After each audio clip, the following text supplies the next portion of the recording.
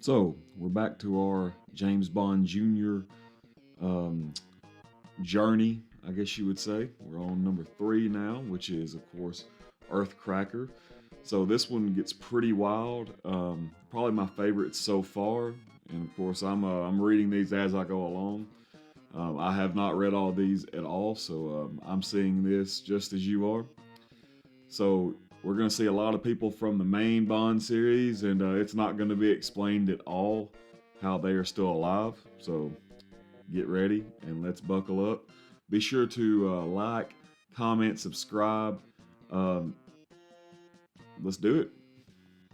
So our story starts out with Junior, Tracy, IQ, and a new character called Lotta De Niro going for a ramble in the woods, whatever that is, as a tank driven by a member of what looks to be a 1980s or early 1990s rap group. We'll figure out who this is later on anyway.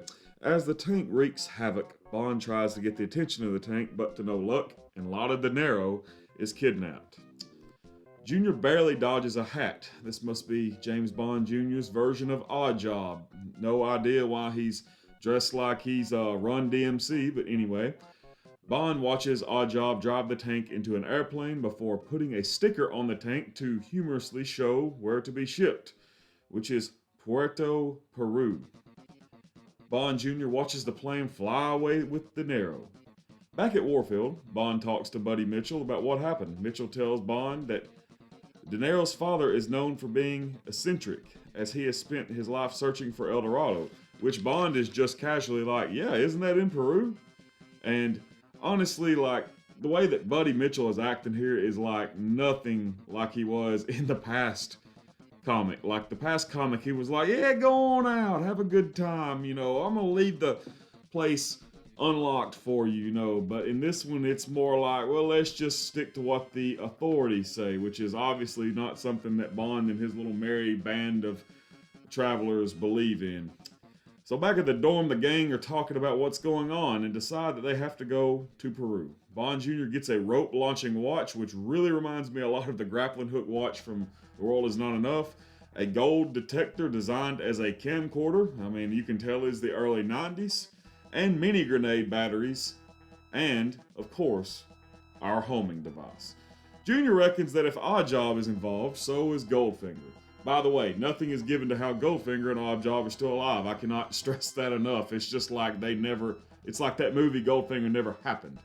So 2 days later, Bond Jr. and friends wind up in Puerto Peru.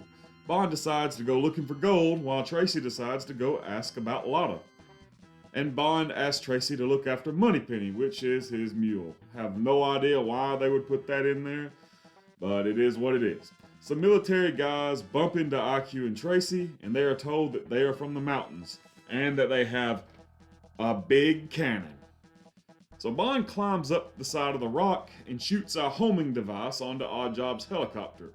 And maybe Bond Jr. just doesn't know how the real 007's parents died. Maybe he wouldn't want to be climbing rocks anyway. All of a sudden, an earthquake happens, along with a very loud noise. Tracy and IQ follow Goldfinger's men. Bond Jr. uses IQ's mini grenades to bust out of a cave-in.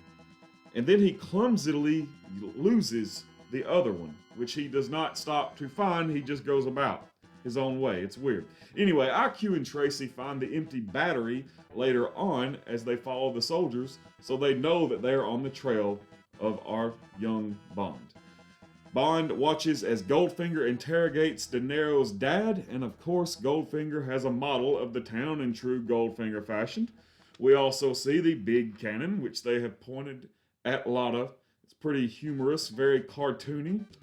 This is also where we learn it is called the Earthcracker, which causes earthquakes. Pretty much the comic tries to give us a scientific answer, but pretty much it's just an earthquake gun. That's all it is. De Niro's father gives in and shows Goldfinger where to point the Earthcracker, and they use the cannon on a mountain.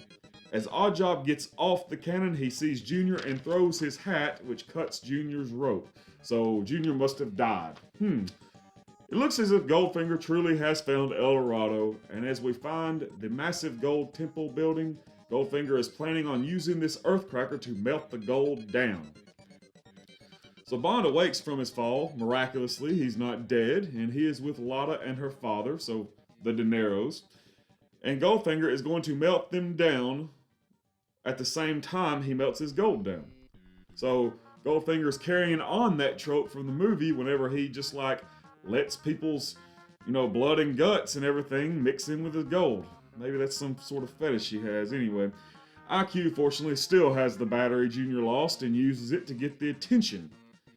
As Bond Jr. uses the rope watch to escape, and Junior gets into the big cannon and somehow shooting Oddjob's hat, he then shoots this priceless gold statue, causing chaos and destruction as the gang watches on, noting that they haven't seen Goldfinger or Oddjob come out, and reasoning that they probably got caught inside the avalanche, which is pretty dark.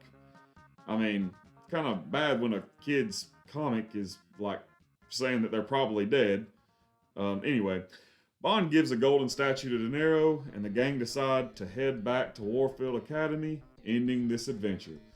So, I have to say, this is like by far, so far, my favorite James Bond Jr. story. I actually was quite entertained reading this.